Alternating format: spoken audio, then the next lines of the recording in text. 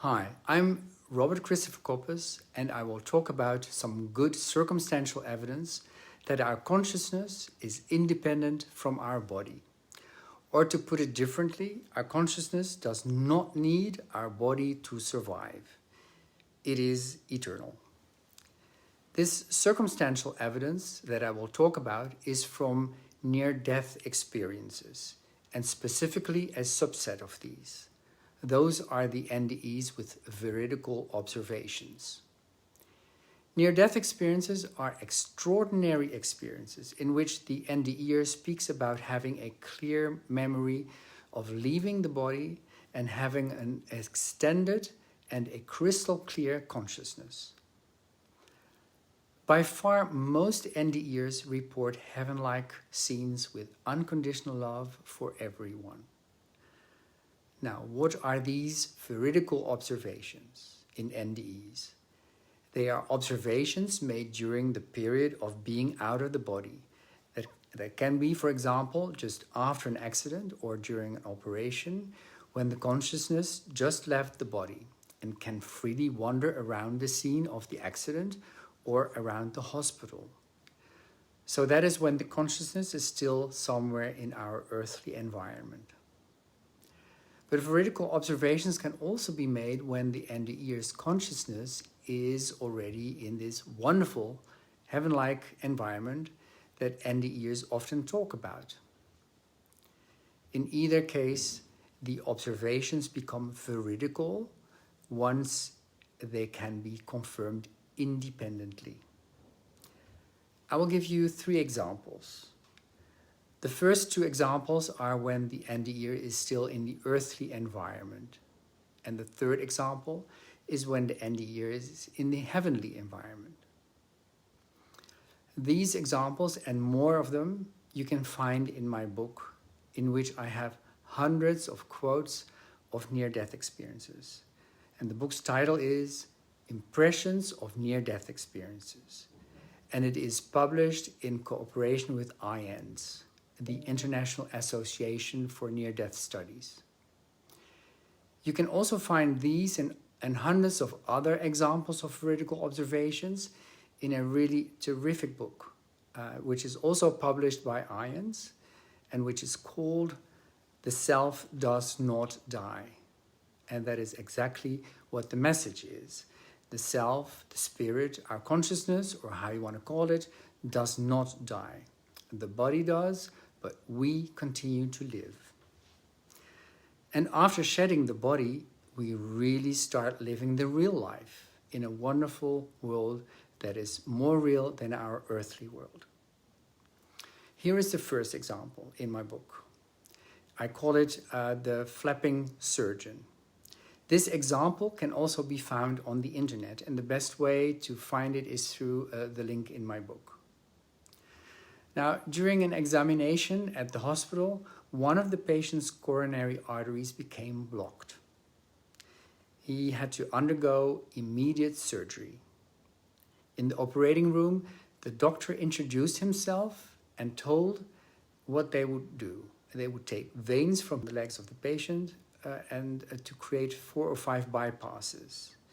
And in the meanwhile, the patient was given anesthesia.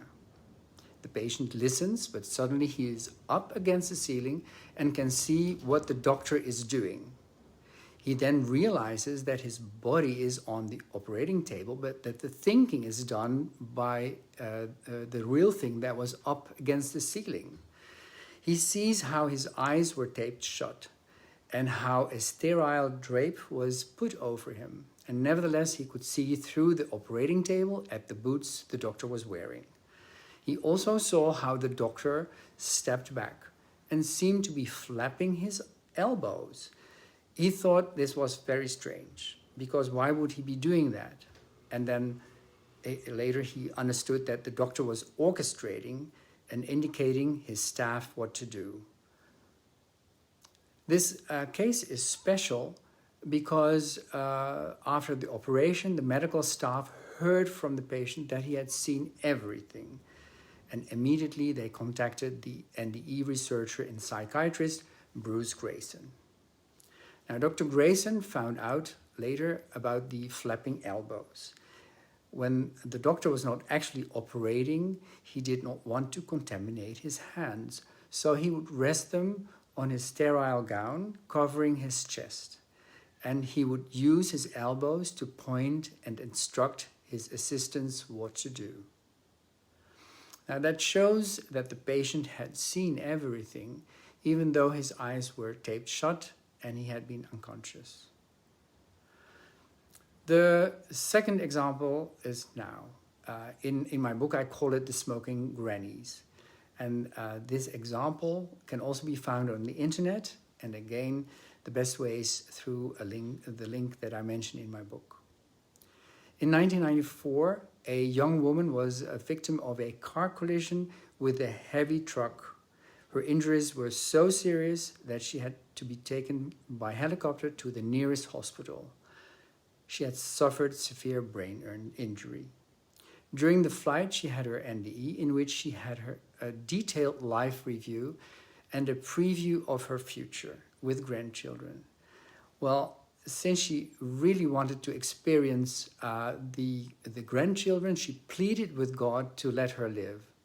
And suddenly, she was sucked out of that space into some sort of tube and found herself up in the corner of the hospital room, looking down at her body that lay there.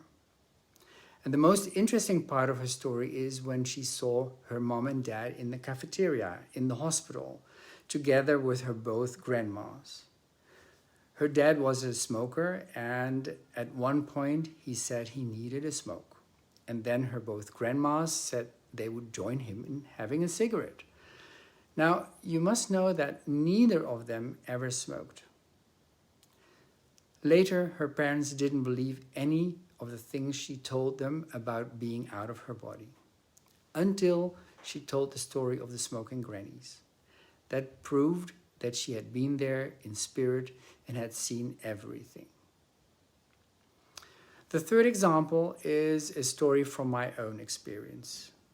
In March 2008, when the Great Recession was only in the first phase, I had one of my interviews with an NDEer in the Netherlands. The crisis had started already in August 2007 and lingered on until Bear Stearns, one of the major investment banks, was running into serious problems. I spoke with the NDEer right after Bear Stearns had been saved by JP Morgan and Chase in a deal brokered by the Federal Reserve. Everyone was sighing with relief, and quickly stock prices recovered from their previous losses. While people were scrambling to buy stocks again, she told me that this episode with Bear Stearns was just the forerunner of the real crisis, and the real crisis was still to come, and it would really be severe. She said that many people all over the world would be affected. She had been given this information more than 20 years before during her NDE, but she didn't understand it because it came in some sort of elevated form of communication. There were no dates, just feelings about turmoil. So when the turmoil around Bear Stearns started, it made her understand that this was the time frame that she had seen 20 years before. Her feelings during the NDE matched exactly with the fearful tension she sensed in the world of March 2008. Well, I hold a PhD in financial economics, and at that time I was working for the Dutch Central Bank in a risk management position that required me to closely follow the financial markets. And I didn't believe her at all, not one bit. I believed, like so many others, that the rescue of Bear Stearns by the Fed had been a great success. Moreover, the stock markets had believed the same thing. They went through the roof. In September of that year, in 2008, it really started. Gigantic enterprises like Fannie Mae and Freddie Mac and the biggest insurance company in the world, AIG, ran into mounting problems. Until that moment, the failure of these three giants had not been thought possible. And then mid-September 2008, Lehman Brothers, another investment bank, went belly up. which triggered the financial system to fall apart. The most severe economic crisis the world had experienced since the Great Depression of the 30s of last century had begun. So, as it turned out, the info she had been given during her NDE had been right after all. As a conclusion, I can say this. The growing number of veridical observations in NDEs gives good circumstantial evidence that our consciousness can exist outside the body. It does not need the body to exist. So if NDEs are real, what are their major messages? And in my opinion, there are two: unconditional love and oneness. We are one and love binds us. See my other podcasts to learn more about oneness and unconditional love, or about distressing NDEs, or NDEs and various religions. I wish you well.